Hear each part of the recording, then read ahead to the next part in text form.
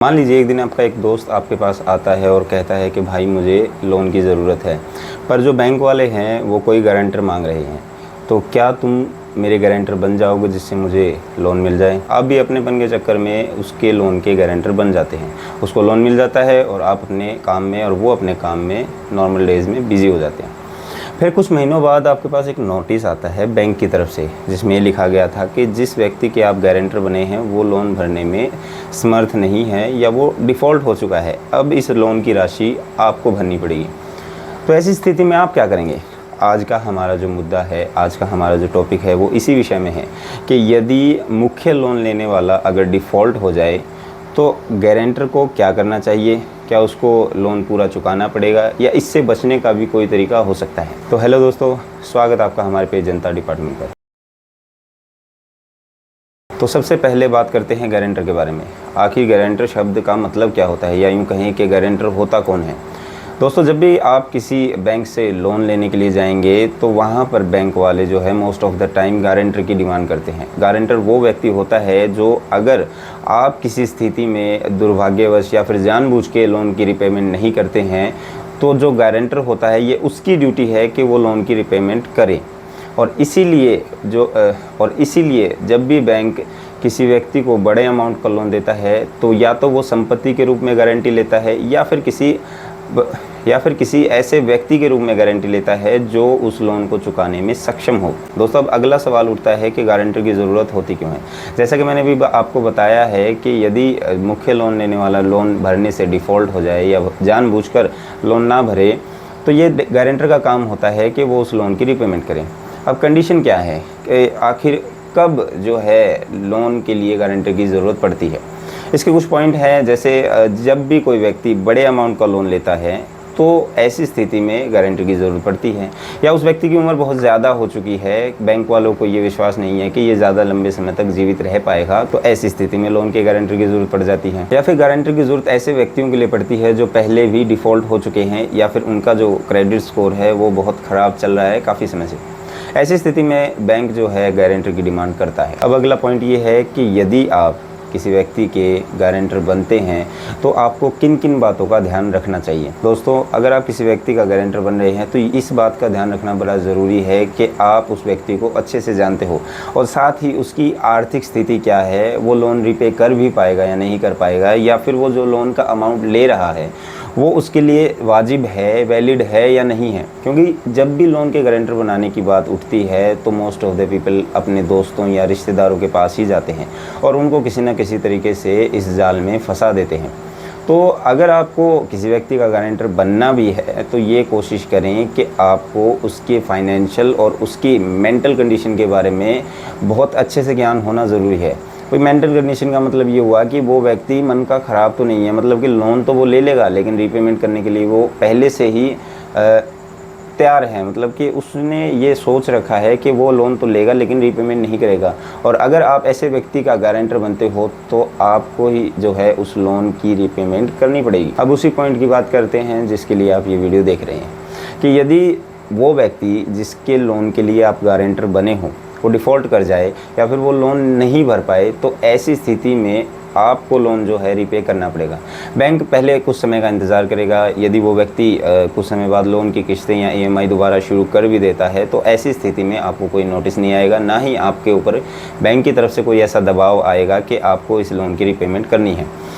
लेकिन अगर वो व्यक्ति जान के अनजाने में लोन की किस्तें नहीं भर पा रहा है तो बैंक जो है कुछ समय इंतज़ार करके आपको नोटिस देगा। और कंडीशन यही है, अगर आप किसी व्यक्ति के लोन में गारंटर बन रहे हैं तो सिंपल सी बात है कि आप ही जो है उस लोन की रीपेमेंट करेंगे, क्योंकि गारंटी भी तो आपने ही ली है। तो अगर आप ये सोचते हैं कि मैं गारंटर बन के लोन ना भरूँ या ऐसी स्थिति से बच जाऊँ तो चांसेस बहुत कम है। देखो, बैंक अपना पैसा देता है इंटरेस्ट कमाने के लिए, और जब बैंक का जो मूल है, जो उसका प्रिंसिपल अमाउंट है वो ही डूबता दिखेगा तो बैंक तो पैसा लेगा ही, अगर वो नहीं देगा तो आप दोगे।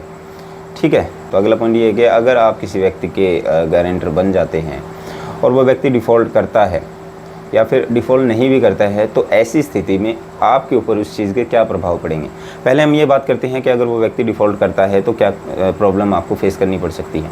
दोस्तों, सबसे पहले तो जितने अमाउंट का लोन उस व्यक्ति ने लिया होगा, 5, 10, 15, 20 जितने भी लाख रुपए उसने लिए होंगे, वो आपके क्रेडिट हिस्ट्री में शो होंगे। और बाय द वे, अगर वो डिफ़ॉल्ट कर जाता है, लोन रिपेमेंट नहीं कर पाता है, तो आपकी क्रेडिट हिस्ट्री में, आपके क्रेडिट स्कोर में वो लोन जो है वो ड्यू दिखाएगा।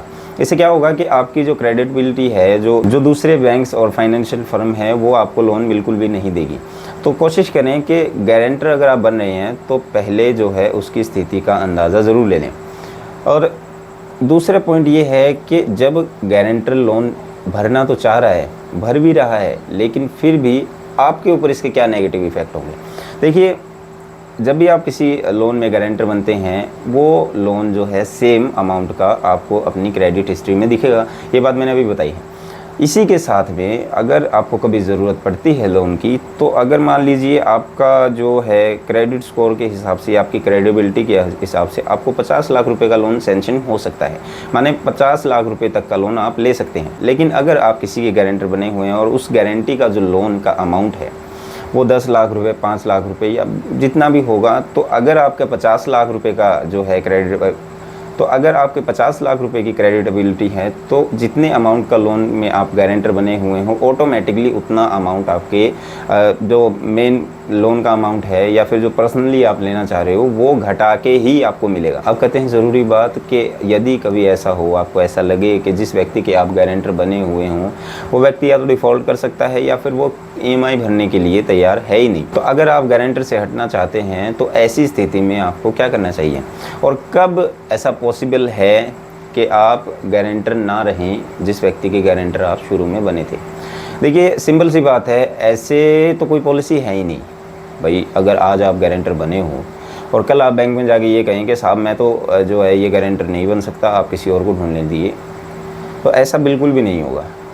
बैंक गारंटर बनवाते ही इसलिए हैं ताकि उनके पैसे की सिक्योरिटी बनी रहे। चलिए हम सपोज़ करके चलते हैं कि आपको लोन की ज़रूरत है, पर जब तक आप किसी लोन में गारंटर है तब तक आपको उतना अमाउंट नहीं मिल सकता है जितने की आपको ज़रूरत है, क्योंकि उतना अमाउंट तो जो है पहले भी डिडक्ट हो चुका है ना आपकी क्रेडिट हिस्ट्री में, या फिर यूँ कहें कि उतना अमाउंट का लोन तो बैंक ने एक तरह से आपको पहले ही दे दिया है। बेशक वो आपके पास ना आया हो, लेकिन अगर आप गारंटी ले रहे हैं तो बैंक जो मुख्य लोन लेने वाला है और जो आप गारंटर बने हो, दोनों को एक ही लेवल पर रखता है। उनकी नज़र में आप दोनों ने मिलकर वो पैसे लिए हैं, ठीक है।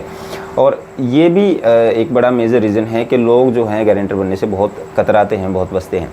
हम टॉपिक पर वापस आते हैं कि यदि आपको कभी ऐसे लोन की ज़रूरत पड़ जाती है और आपका जो सिविल स्कोर में 20 लाख रुपए का लोन पेंडिंग दिखा रहा है और आप ये चाहते हैं कि ये जो लोन है ये हट जाए, क्योंकि ये लोन आपने कभी लिया नहीं है, ये एज ए गारंटर आपके क्रेडिट स्कोर में शो कर रहा है, तो ऐसी स्थिति में जो मुख्य व्यक्ति है जिसने लोन लिया था, अगर वो दूसरा गारंटर ले आता है तो चांसेस है कि आपको गारंटर के जो है तो चांसेस है कि आपको गारंटर से हटा दिया जाएगा। पर ये पूरी तरह बैंक पे डिपेंड करता है। अगर उनको ये लगता है कि जो दूसरा गारंटर बन के आया है वो उतना कैपेबल नहीं है कि वो जो लोन का अमाउंट है वो क्लियर कर पाए, तो बैंक उसको रिजेक्ट भी कर सकता है। और दूसरा पॉइंट ये है कि अगर आपको ये लगता है कि आपको गारंटर नहीं होना चाहिए, तो आप सिंपली बैंक में जाकर एक बार इस विषय में बात करके देख सकते हैं। पॉसिबल है कि बैंक जो है दूसरे गारंटर को देख के आपको गारंटर से हटा दें। तो कुल मिला के बात ये है कि ऐसा कोई मेरे को पॉसिबल रीज़न लगता नहीं है कि भाई कोई पॉसिबिलिटी नहीं लगती है सही मायने में कहीं तो, कि बैंक एक बार तो आपको गारंटर बनाए और फिर जो है आपको गारंटर से हटा दे। और दूसरी बात ये है कि जब भी बैंक आपको नोटिस भेजता है कि भाई आपका जो मेन बंदा था जिसने लोन लिया था वो डिफ़ॉल्ट कर चुका है और आपको इसकी पेमेंट करनी है, और आप ये चाहते हैं कि आप लोन डिफ़ॉल्ट से जो है बाहर हो जाएं या फिर वो लोन आपको ना भरना पड़े, तो ये थोड़ा सा मुश्किल है। हो सकता है इस पर अगर कानूनी कार्रवाई कल को हो भी जाए तो आपको भी कोर्ट के चक्कर लगाने पड़ सकते हैं। तो आखिर में मैं बस यही कहना चाहूँगा कि बिल्कुल रिश्ते निभाइए, बिल्कुल दोस्ती निभाइए, पर ये ज़रूर देख लें कि रिश्ते निभाने के चक्कर में आप अपनी ज़िंदगी को ख़राब ना कर लें, क्योंकि लोन जो है वो बहुत ही प्रॉब्लमेटिक हो जाते हैं एक लेवल पर आके। यदि लोन वाले रिकवरी के लिए आते हैं तो उनकी कोई लिमिट नहीं होती। अभी तो खैर RBI ने लिमिट भी लगा दी है, लेकिन फिर भी वो जो बेइज्जती है, वो जो अनुभव है वो बहुत ख़राब रहता है। तो कोशिश करें, रिसर्च करें, पहले जानकारी इकट्ठा करें और देखें कि क्या आपका गारंटर बनना ठीक है या नहीं।